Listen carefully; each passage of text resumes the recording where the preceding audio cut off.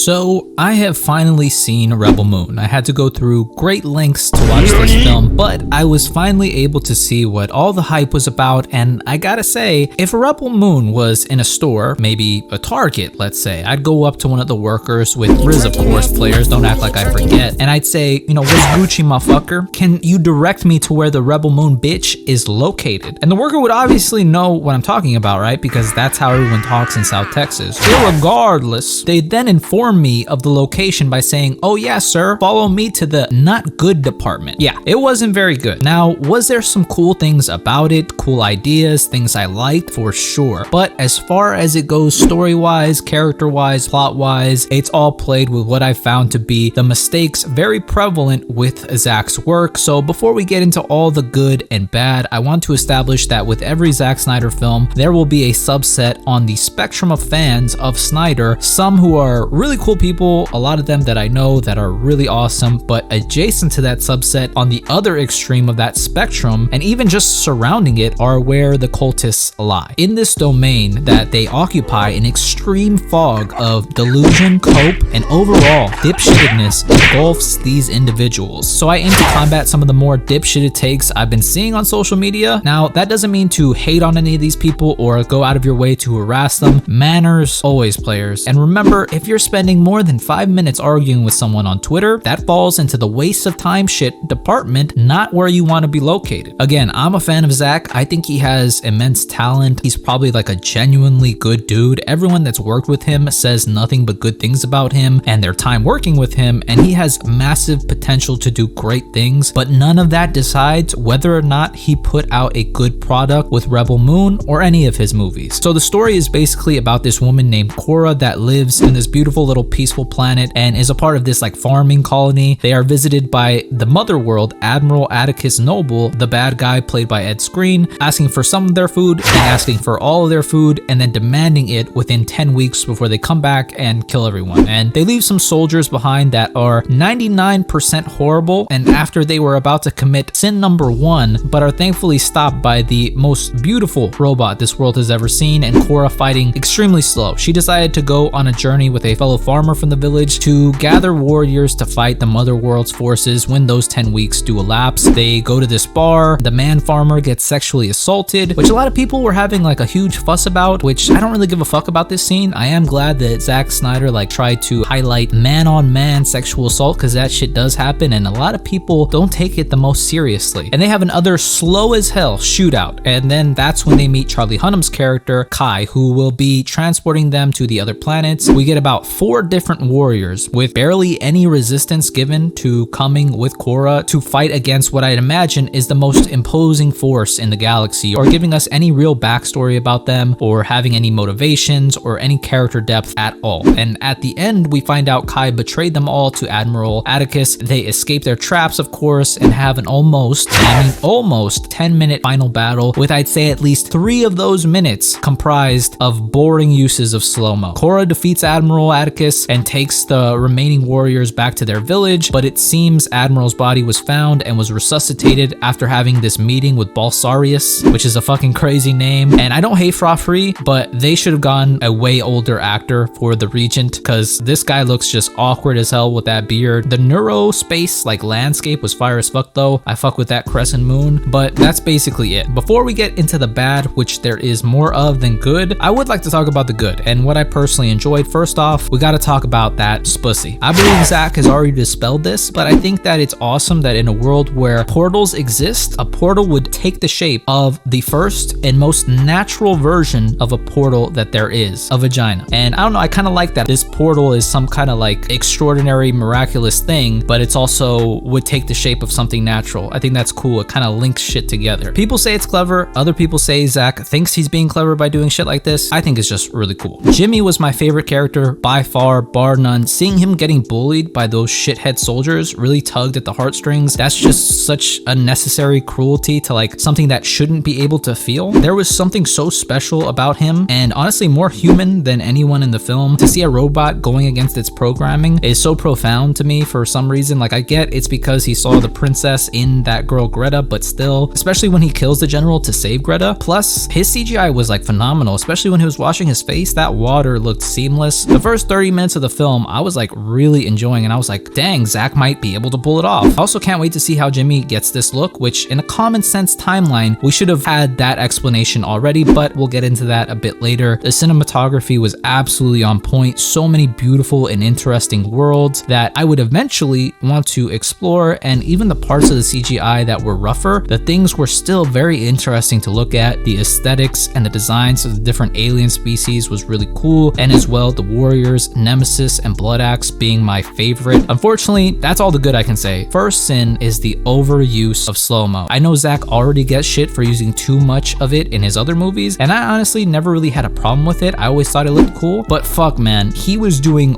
way too much of it here. There's no purpose to drop seeds in slow-mo. Basically, all the fights had slow-mo in it, and that ate up a good chunk of time of the movie. I would really like somebody to calculate that. With just the fights alone, which were very few and far between too. I love Zack's action. He's goated with the sauce when it comes to action, but in this movie, the action is noticeably lacking, okay? Whoever said the action was similar to the warehouse scene in Batman vs Superman, I really wish nothing but the worst on you. I believe there's a little over 20 minutes of total action in the movie, and all of it feels hella undynamic and bland and slow as hell, especially compared to what we know Zack is capable of. Also, to get back into the slow-mo issue, like especially when you have 5 brand new characters you have to get people to actually give a shit about, maybe do less slow-mo so you don't waste any time you could to give these characters depth. Like, I think the purpose of Darien Blood Axe's sacrifice and the whole slow-mo jump off to spear that Dreadnought gunner, which was crazy by the way, like that was so stupid, but in Zack's mind I imagine it was supposed to mean something or even be profound, but I didn't care. I seriously don't know how anyone could have cared when he died. Yes, I know he's going to be brought back because Zack implied he'd be back, but still, I think the character design is badass. Even though he has beef with Gunn, I like Ray Fisher. I think he's a beast. I know people were clowning him for how he was speaking and how he said Dreadnought, but I fucked with it, okay? I don't have any problems with that, but like I don't know or have any investment into who he is as a character. Even if Darien Blood Axe was a complete stranger and we barely see him, he didn't do anything that made me feel any type of way. Like, I would have enjoyed to share Millis's grief, which I only know this character's name after looking it up, but I just don't care about these characters because we barely even met them. They haven't done anything like actually meaningful or in a way that I can actually care about them. So just because things happen doesn't mean that we have to care. You have to make us care. Another overuse of the slow-mo was when Tarek's taming the hippogriff. I'm just gonna call it a hippogriff because that's what it is. Like, what the fuck was the whole point of slowing any of that down? And overall, it was okay, but the whole sequence felt so stupid and like wasteful. Like, it's not like the hippogriff comes with them. Like, he barely even does anything after that scene. There wasn't even any like banter between any of the warriors. So stupid in my opinion. Why would you not? General Titus is completely opposed to going with Cora until Cora mentions revenge, which apparently is the first time that's ever crossed Titus's mind. Nemesis was really cool, but even at that, like, why would she take on the mother world with them? To avenge her kids that we first even find out she has in the last 20 minutes of the movie in just the shitty exposition that Atticus gives? As if that would be sufficient. Wasn't she talking all that shit about revenge earlier in the film? Like, come on, dude, what is this? Also, you have the great General Titus here, and we don't get to see him lay down some strategy for the team. Honestly, I felt like you could have just brought the Blood Axes with them to this battle and nothing would have changed. Like why get these warriors with these special skills but not really display them? And I'm pretty sure a good amount of this character depth and explanation will be in the extended cut, but I don't think that justifies what this movie is. I know a lot of people will blame Netflix, but apparently Zack is totally proud of this PG-13 cut and stands by it, unlike previously where his director's cuts were due to having to cut shit out of his original plans for the story by the studios. But he said that wasn't the case this time. Also, that the extended R-rated cut will be almost a different universe and movie. So what the fuck was the point of this shit, man? I don't hate Snyder. I'm truly a fan, but this man continuously makes the same mistakes, even if he doesn't have to. Like, if this is supposed to be a whole other movie entirely, maybe don't stuff it with shit that would only get explained and make sense in the extended cut, which will be a whole other movie. That's why Zack should be mandated by us, the fans, to not release these diet films, okay? Not even just diet, it's like caffeine-free type shit. It just completely sucks. It doesn't mimic the original flavor at all. I think his plans are so grand, he needs to stick to making 3 to 4 hour epics to truly flesh out the shit he wants to do. Make miniseries or fucking don't overstuff a movie with shit you can't possibly service in a satisfactory way in that 2-hour mark. Like, I don't know how the cultists do this shit. Like, mofos, stop the meat riding and demand from your daddy that he release only the true versions of his films. I feel like that's something we can all get behind, you know, more of Zack Snyder, right? Come on. Speaking of the cultists, we have to dispel the fog of copium from their domain. So first thing is, when the movie came out, I heard so many smooth-brained individuals saying they lied, essentially calling all the critics who posted negative reviews paid opposition, you know, liars. Now, it's not unlike reviews can't be paid to lie, but again, you'll only see this card pulled when it suits them. Also, Rotten Tomatoes aggregates the scores, so the 24% is a combined total of how most of the reviewers felt about the film. I feel like people think Rotten Tomatoes is like this one guy who just delegates out scores from his room. Oh, that's me. Look, the movie is bad. If you enjoyed it, that's totally cool. I'm not trying to shit on your parade or anything, but be real about it, okay? Aquaman 2 was bad, but I still really enjoyed it. Quit the cope, okay? Also, another copium is the #1 spot on Netflix argument. Again, I'm glad Zack's stuff is getting attention, but the simple fact is that views do not change the quality of what is being viewed. Again, in another analogy I like to make, Captain Marvel made $1 billion,